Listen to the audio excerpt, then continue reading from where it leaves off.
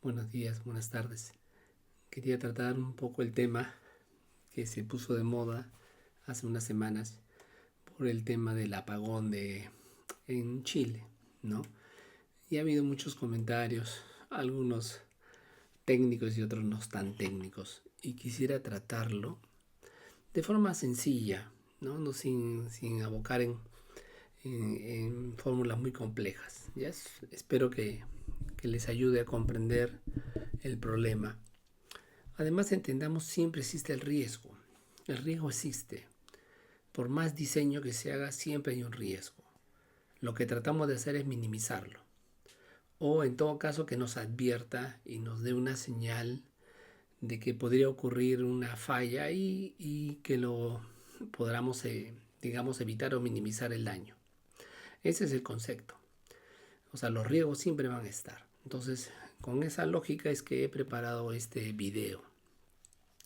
Los invito a a seguirme aquí.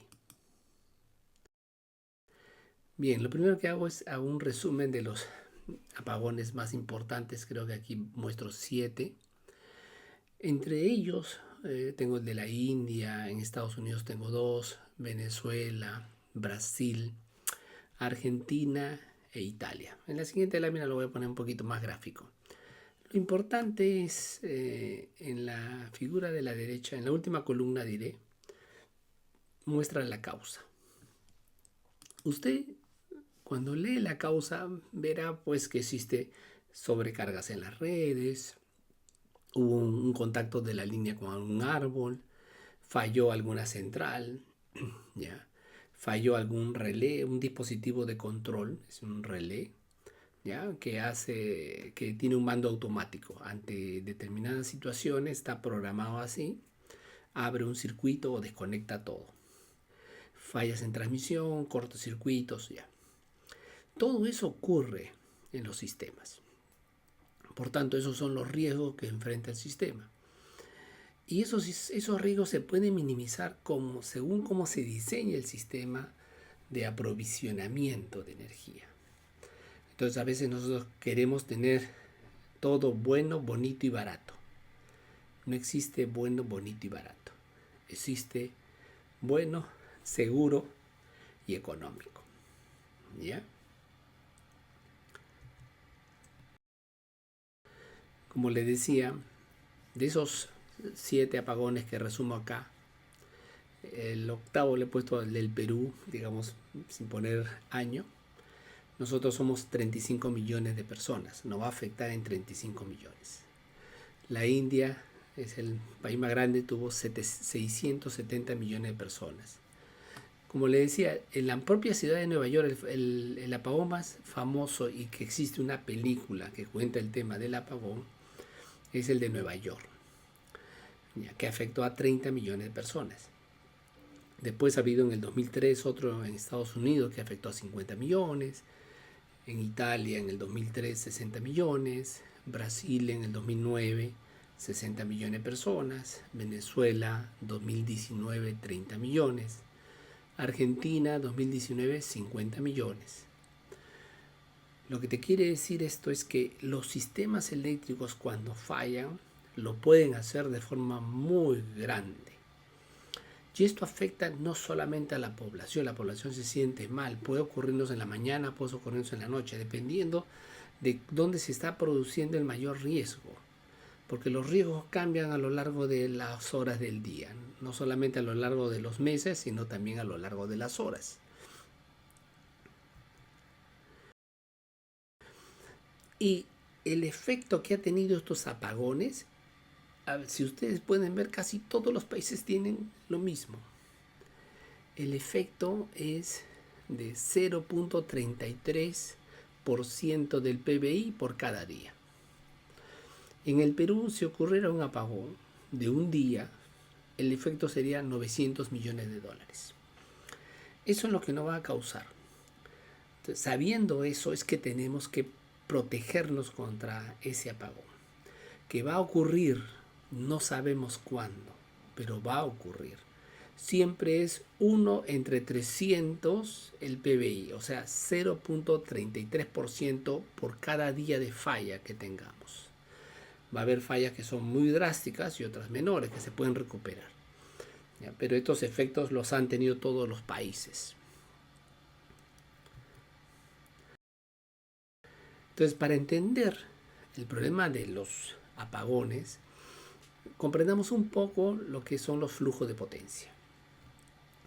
Aquí, en esta figura, muestro dos círculos amarillos, ¿ya?, con una flecha azul hacia la derecha.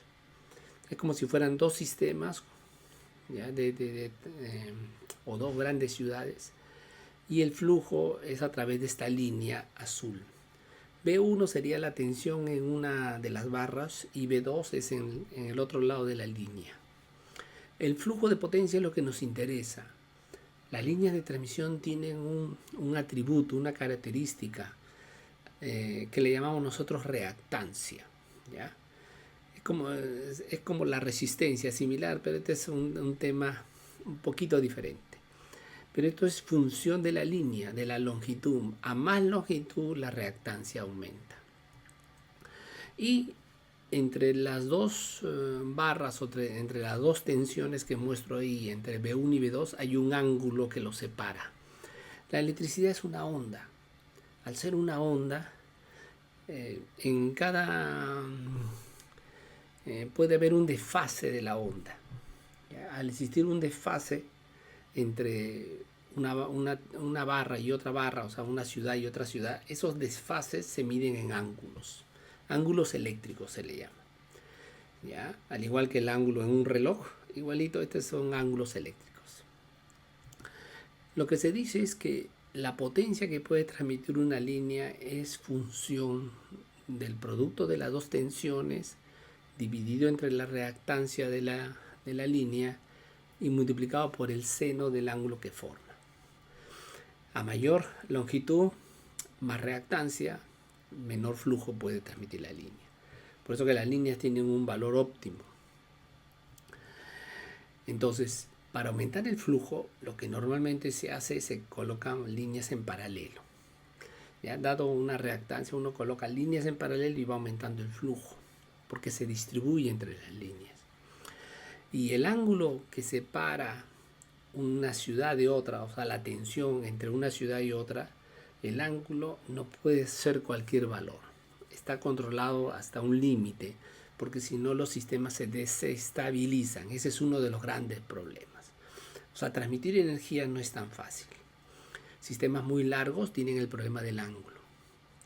35 grados es el límite que se recomienda siempre. Por estabilidad se le llama. No por el flujo, sino la estabilidad. En el Perú también se usa ese criterio. La estabilidad es lo que manda.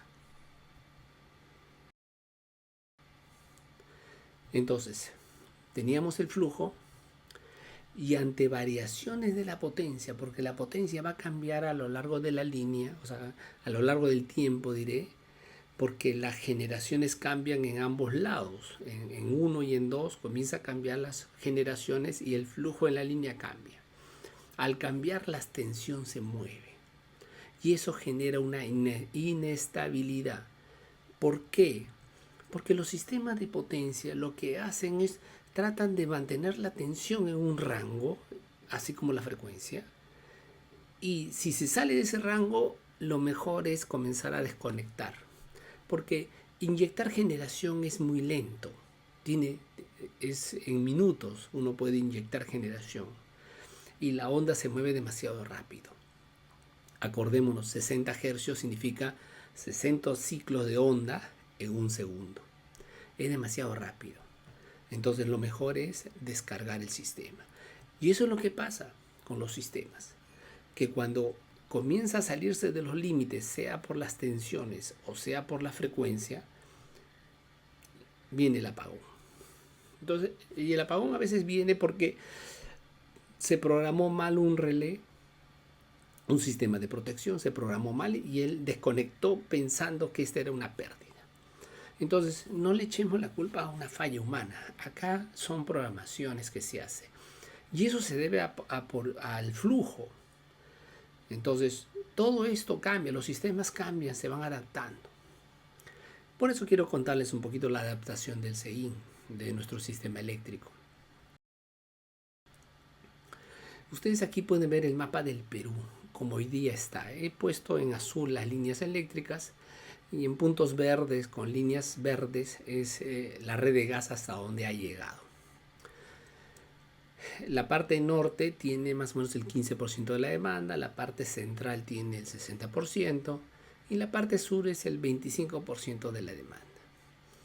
Es decir, nosotros podríamos representar el sistema como estos tres círculos, donde los flujos normales hacia el norte son de 800 megavatios, hacia el sur son 1800 megavatios. Es la misma demanda que estuvo transitando en la línea chilena. Nosotros más o menos hemos seteado el sistema así, pero el sistema sur es dependiente del norte, el centro diré. El centro es el más robusto, siempre hay una parte del sistema que es robusta, es donde tiene toda la generación concentrada, es el sistema robusto. Los sistemas que reciben energía son los más débiles, porque ante un flujo, ante un cambio en el flujo va a cambiar la tensión muy rápido y va a cambiar y puede desestabilizar al sistema. Entonces, si vemos de nuevo estas líneas eléctricas, ¿no?, dentro del mapa del Perú, y quiero ver el año 95, antes que pudiéramos haber conectado los sistemas. Teníamos lo que llamamos un sistema centro-norte, teníamos un sistema sur-oeste, o sea, hacia el lado del mar, y sureste hacia el lado de la selva. Entonces, se diferenciaban claramente esos sistemas. Entonces teníamos el centro-norte unido y el sur. Lo curioso es que el sur, cada sistema se autosostenía. Machu Picchu era la gran central hidráulica del sureste, que alimentaba Cusco. En el año 97, 98, viene el fenómeno del Niño y provoca un huaico, o sea, en el Aobamba, un río que abastece al Urubamba, que originó, tapó Machu Picchu, desapareció Machu Picchu. O sea, no existía la generación en el sur. Unos años antes se logró conectar el este con el oeste, con el diseño de los ingenieros que dijeron que tiene que ser una línea solamente de 138 kilovoltios, que logra transmitir más o menos 60 megavatios o hasta 70. Y cuando desapareció Machu Picchu, se dieron cuenta que se necesitaba esa línea. Imagínense que no se hubiera construido la línea, ¿no? Porque el planificador decía, no se necesita porque Machu Picchu es demasiado grande. Pero que nos dimos cuenta que Machu Picchu puede desaparecer, ¿ya? Porque estamos inmersos en los eventos del clima.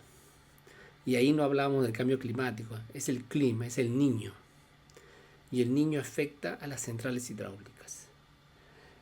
El sur-oeste no tenía problemas, tenía un componente térmico muy fuerte. Y esa térmica tuvo que operar mucho más para abastecer de energía a Machu Picchu, gracias a la línea. Y nos dimos cuenta que las líneas no se construyen por el flujo que necesitamos, se construyen por la seguridad que queremos darle al sistema. Es a partir de ahí que se toma la decisión de comenzar a conectar todas las ciudades del país y poner mayor redundancia, porque el sistema eléctrico peruano era demasiado débil, ¿ya? Y estaba conformado por islas. Entonces, si íbamos a tener camisea, teníamos que llevar el gas por todos lados, sea en electricidad o sea como molécula en un gasoducto. Entonces, miremos Perú y Chile en forma comparada. Ahí está el Perú. La distancia que tenemos que transportar energía hacia el sur es más o menos de 850 kilómetros. 1800 megavatios mandamos normalmente. Y en el sur tenemos recurso solar, que es bueno aprovecharlo. Pero ese recurso solar va a originar que vaya el flujo o se desciende el flujo en la hora del mediodía, porque ahí es donde está el sol, y en la noche el flujo de nuevo regrese con esa cantidad. Entonces el sistema va a hacer fluctuaciones normales, pero hay que prepararnos para eso. Y recordemos, el sur del Perú es la zona minera. El 60% de la minería del Perú está en el sur, sobre todo el cobre. Y en el caso de Chile, tiene 1100 kilómetros entre la zona norte y la zona de Santiago. Y el flujo del recurso solar donde está en la zona norte va a venir hacia Santiago.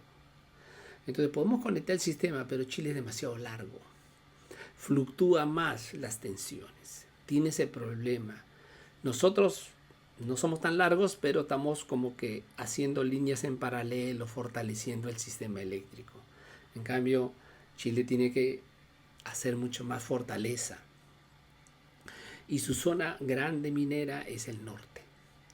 Entonces podemos ver en esta figura cómo se comporta, y esto varía a lo largo de las horas del día, tanto en el Perú, tanto en Chile. Entonces, resumamos esta situación. Nosotros tenemos en Lima el 60% de la demanda y en el sur el 25%. Tenemos hidráulicas, solares, en el sur tenemos centrales térmicas que funcionan a diésel hoy día, pero están preparadas para el gas natural. Se preparó porque queríamos expandir el gas hacia el sur y por otros eventos que ustedes creo que ya conocen, no se pudo terminar. Entonces, entre Lima y el sur hay una conexión eléctrica. Mandamos 1800 megavatios, pero cualquier desbalance nos complica este tema porque va a fluctuar las tensiones. Esa perturbación puede originar una falla. Entonces, tenemos las térmicas a gas en Lima, que son las que portan la energía. Al final, el gas está yendo vía electricidad, que no es lo más económico. Entendamos, no es económico mandar el gas vía la electricidad.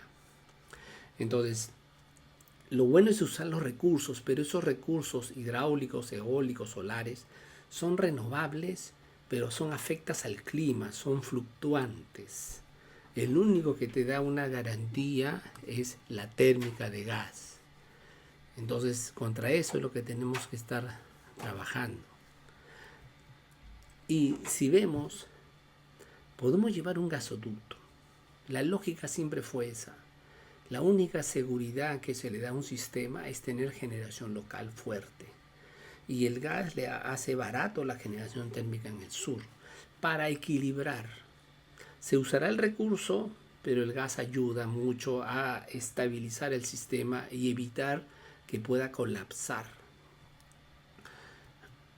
Entonces, los riesgos que tenemos es por el riesgo de los cambios en la producción.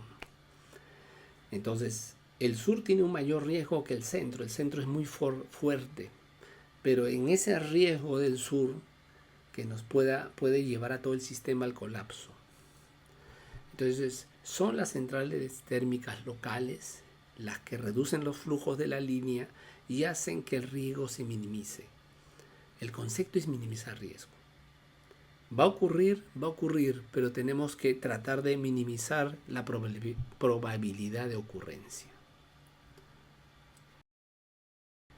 Muchas gracias y espero haber ayudado a comprender esto y no satanizar a ningún recurso. Los recursos son buenos, cualquiera sea. Lo importante es que el sistema tiene que estar pensado para no depender mucho de uno u otro lado. Es mejor estabilizar el país de esa forma. Gracias.